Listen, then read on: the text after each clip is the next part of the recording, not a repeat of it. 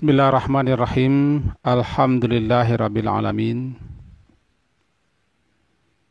Wa bihi nasta'in ala umurid dunya waddin. Asyhadu an la ilaha illallah wa asyhadu anna Muhammadan abduhu wa rasuluh.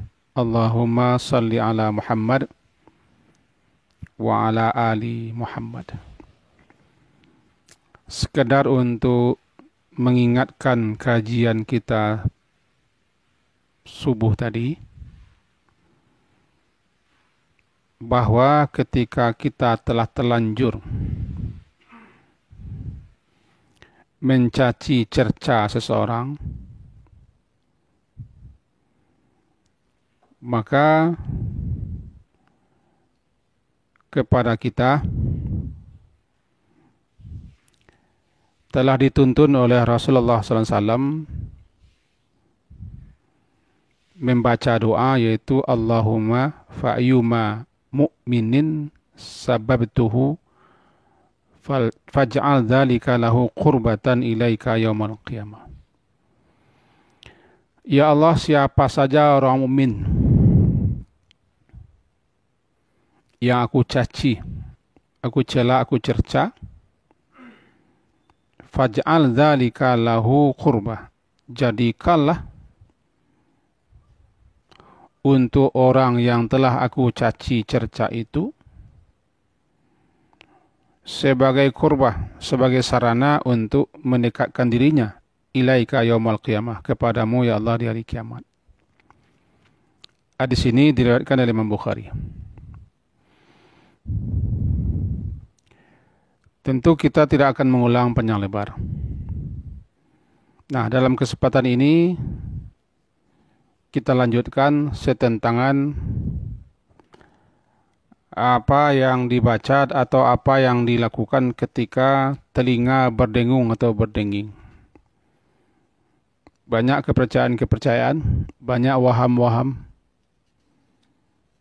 yang terkadang tidak berdasar, yang berkembang di tengah masyarakat ketika telinga mereka berbunyi, berdenging atau berdengung. Lalu mereka tafsirkan dengan berbagai macam tafsiran. Mereka cari-carilah berbagai macam hal untuk menjelaskan kenapa telinga berdengung dan berdenging. Dipandang daripada segi kesehatan, telinga bernering, mendenging atau mendengung itu, kata para ahlinya, pertama, karena kita mendengar suatu suara yang sangat keras, maka bisa jadi ketika telinga mendengung, sakit dia. Atau memang orang sudah uzur, lanjut usia. Atau ada sesuatu yang menimpa fungsi saraf pendengarannya, sehingga telinganya mendengung, mendenging. Atau bisa jadi juga organ telinganya mengalami infeksi, atau gendang telinganya bermasalah,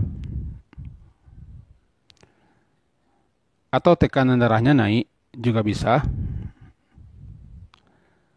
Juga lantaran stres akibat beban pikiran yang terlalu berat. Atau kitab syarah daripada Al-Azkarun Nawawiyah. Pertama namanya kitabnya Nailul Autar bitakhriji ahadithi kitabil azkar. Yang kedua kita lihat juga kitab Futuhat. Kitab Futuhat juga Futuhat Rabbaniyah Alal Azkari An-Nawawiyah yang jilid ke-6. Dan kitab yang lainnya menyatakan bahwa hadis atau riwayat yang menyatakan agar kita ketika telinga berdenging atau berdengung membaca salawat, kemudian berdoa dengan dzakarallahu bi khairin man dzakarani, hadis itu dhaif jiddan, sangat lemah sekali. Kemudian timbullah mitos-mitos. Di Primbom ada juga ada. Ketika telinga berdenging, tanda ada orang yang mempergunjingkan. Ada orang membicarakan, ada orang yang menjelek-jelekkan. Ini dasarnya tidak ada. Atau kalau telinga kanan berdenging, atau juga telinga kiri berdenging, akan terjadi begini, begitu, dan berbagai macam hal. Ini juga tidak ada dasarnya. Dalam pandangan Islam, sejauh mana yang kita ketahui, tidak ada diketemukan riwayat yang sahih. Kalau telinga berdenging itu, akan terjadi hal-hal tertentu, kejadian-kejadian tertentu, atau akan mengalami masalah-masalah tertentu. Biasa sajalah telinga itu berdenging. Jangan dikait-kaitkan, jangan dihubung-hubungkan, jangan disangkut-sangkutkan dengan hal-hal yang memang tidak ada dasarnya. Kan dianjurkan kita bersalawat, iya. Tapi tadi sudah disebutkan. Karena hadis yang membicarakan tentang bersalawat ketika telinga berdenging itu, hadisnya dhaif jiddan. Bukan hanya dhaif, jiddan. Sangat lemah sekali. Dalam kitab-kitab tentang fadilah, keutamaan, kapan dan di mana, sedang apa kita bersalawat, disebutkan bahwa ada sekian banyak tempat, waktu dan keadaan serta peristiwa yang kita bersalawat disuruh. Cuma kita tidak ketemukan adanya penjelasan ulama berdasarkan hadis sahih bahwa ketika telinga berdenging, bacalah salawat kepada Nabi. Secara garis besarlah kita sebutkanlah tempat dan waktu kita bersalawat. Ya, kita bacakan sepintas. Pertama sebelum berdoa, tanpa menyebutkan dalil-dalilnya panjang ini. Pertama sebelum berdoa. Kedua setelah tasyahud atau tahiyat awal dan akhir. Ketiga ketika menyebut, mendengar dan menulis nama Nabi sallallahu alaihi wasallam. Ketika menyebut nama Nabi, iringkan dengan salawat. Ketika menulis nama Nabi, iringkan dengan salawat. Ketika mendengar nama Nabi, baca salawat. 3. Keempat, hari Jumat, malamnya dan siangnya. Kelima, ketika masuk dan keluar masjid, bismillah wassalatu wassalam ala rasulillah. Keenam, di waktu pagi dan petang, minimal 10. Allahumma shalli ala Muhammad wa ala ali Muhammad, seterusnya. Yang ketujuh, ba'da azan. Ini jelas tegas hadisnya. Setelah azan. Sebelum berdoa, sebelum membaca Allahumma rabb hadhihi da'wati tammah, salawat dulu. Setelah azan, bukan sebelum azan. Nah, di negeri saya sebelum azan orang bersalawat. Terbalik letaknya. Yang kedelapan, ketika di Safa dan Marwah. Ini bagi yang umrah dan haji. Di Safa kita bersalawat, di Marwah juga. Kemudian sewaktu salat jenazah setelah takbir kedua. Bahkan dalam beberapa riwayat disebutkan ketika kita sedang sedih dan duka, dalam kesulitan. Kemudian juga sewaktu kita minta ampun.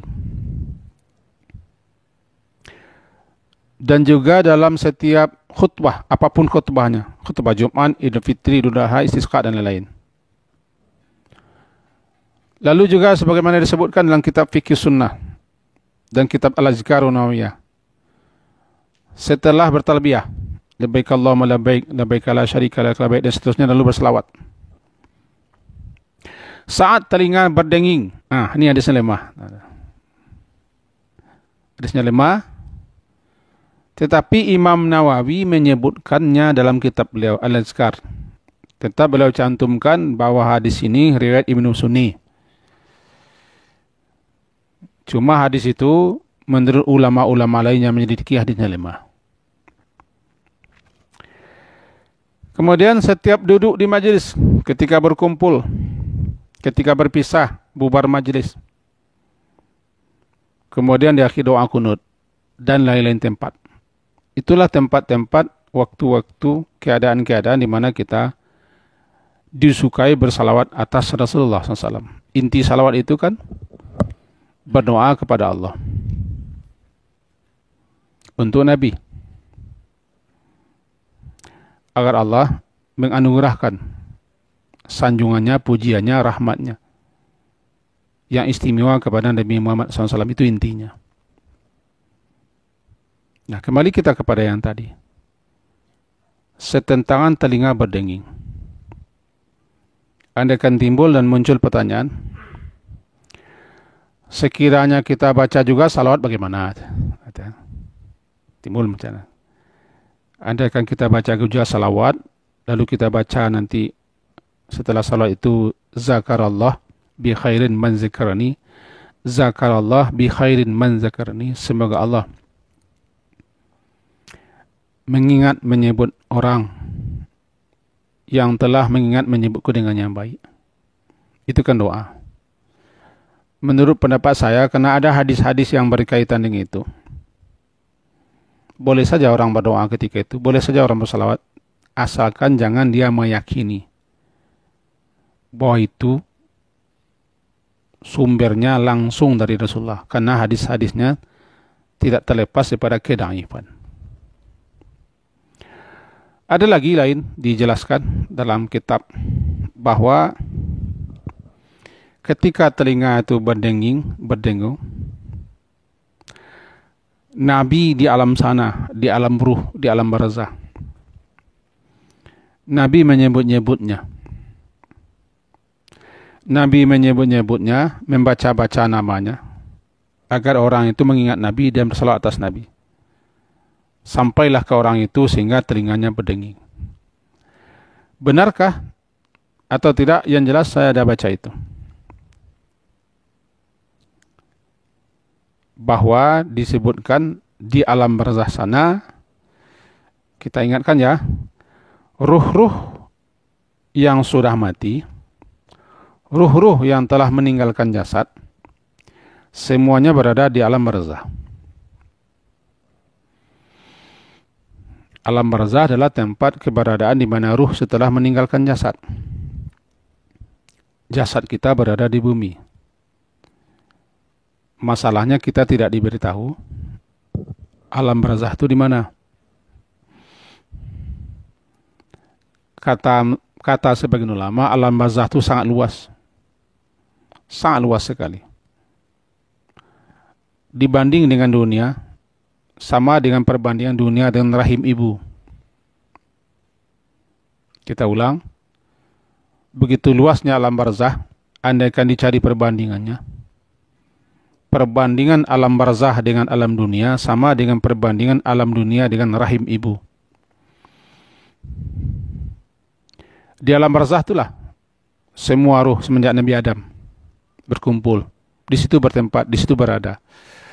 Di situ sudah ada kebahagiaan dan kesengsaraan. Tempat tertinggi, tempat yang paling mulia, tempat yang istimewa, ditempati oleh para rasul, para nabi. Ya. Peringkat, derajat, kedudukan, keistimewaan, kebahagiaan di alam barzah tergantung kepada takwa, amal saleh. Semakin tinggi tingkat ketakwaan orang, makin mulia dia di situ. Semakin banyak amal salehnya yang sesuai dengan sunnah Rasulullah, semakin istimewa tempatnya. Itu makanya tempat yang tertinggi adalah tempat yang dihuni oleh para rasul, para nabi, dan orang-orang sebawahnya.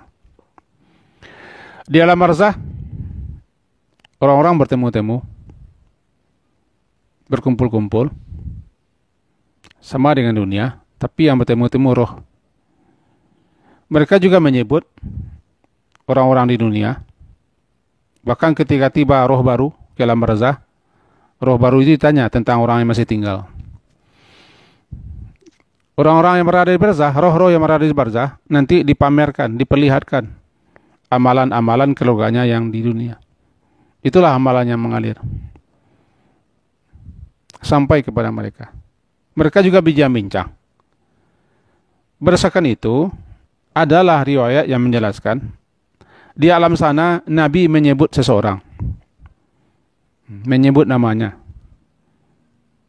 Saya juga tidak tahu nih. Tapi begitu, saya ketemukan dalam riwayat. Nabi menyebut-nyebut namanya agar orang itu mengingat Nabi dan bersalawat kepada Nabi. Jadi berarti Nabi butuh pada itu. Wallahu a'lam. Saya tidak berpegang kepada itu, pemahaman saya baca. Saya belum ketemu riwayat yang sahih tentang itu. Cuma diterakan dalam kitab ada seperti itu. Kenapa Nabi mengingatnya menyebut orang itu? Karena Nabi ingin agar orang itu mengingat Nabi dan bersolat atas Nabi. Maka ketika itulah orang yang telinganya berdengung, hendaklah dia membaca salawat. Ingat kepada Nabi salam-salam.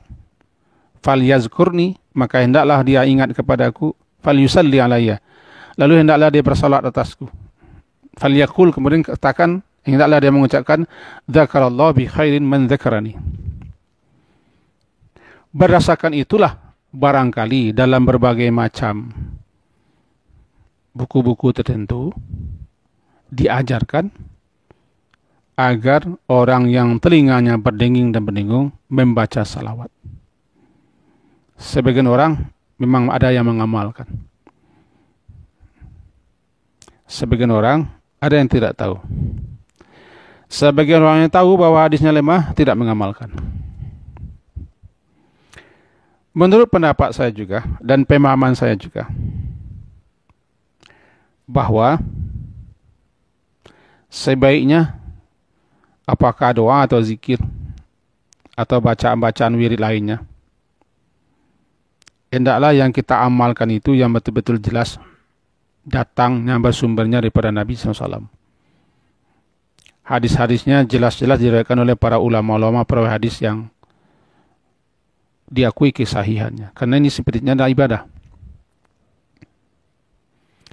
Apalagi ibadah yang kita laksanakan itu diterima tidak terimanya salah satu syaratnya adalah mengikuti sunnah Nabi, ittiba, mengikuti sunnah Nabi. Jadi kalau begitu saya secara pribadi tidak mengamalkan hadis ini. Ketika telinga saya berdenging dan berdengung, saya tidak mengamalkan hadis ini. Artinya saya tidak akan baca salawat, kalau saya sendiri tidak akan baca doa yang lain. Karena saya berpegang hadisnya lemah. Tetapi bagi siapa yang mengamalkan itu, karena memang ada dianjurkan oleh sebagian ulama dalam kitab-kitab mereka, seperti Imam Nawawi rahimahullah dalam kitab beliau yang terkenal Al-Azkarun Nawawiyah. Bahkan kitab itu telah disyarahkan menjadi kitab Al-Futuhat Rabbaniyah. Sebanyak 7 jilid, tidak salah. Dan telah diteliti ulang pula hadis-hadisnya. Kitab saya ini jilid kedua. Kitab yang mengupas tentang kedudukan hadis-hadis yang terdapat dalam kitab Al-Azkarun Nawawiyah. Di sini diketemukanlah penjelasan ulama. Antara lain, bahwa hadis yang menjelaskan, riwayat yang menjelaskan, ketika telinga berdenging hendaklah bersalawat ingat Nabi dan baca doa, hadisnya lemah. Tetapi saya tidak akan membantah orang yang mengamalkannya, karena memang ada pula sekian ulama-ulama besar yang menganjurkannya. Ilmu saya tidak sampai ke situ. Pemahaman saya tidak sedalam ulama itu. Cuman saya hanya menyebutkan apa yang tertulis dan apa yang saya pelajari dan apa yang saya ketahui.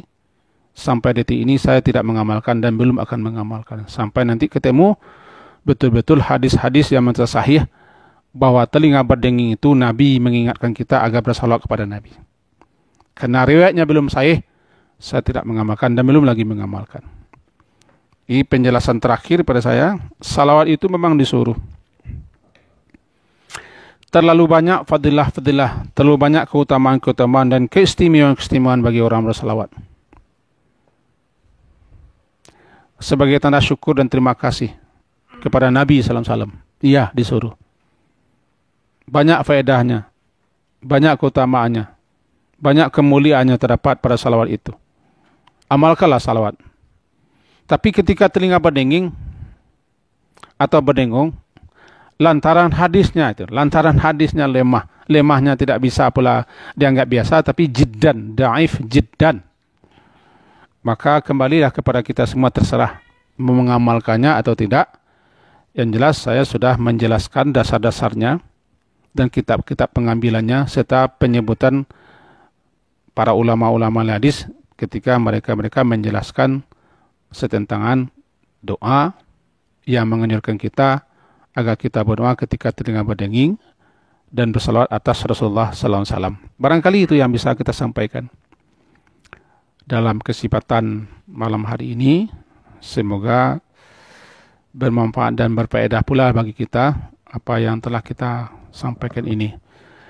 Diakhiri dengan subhanakallahumma bihamdika asyhadu an la ilaha illa anta astaghfiruka wa atubu ilaik. Wassallallahu ala Muhammadin wa ala alihi washabihi ajma'in. Alhamdulillah. Assalamualaikum warahmatullahi wabarakatuh.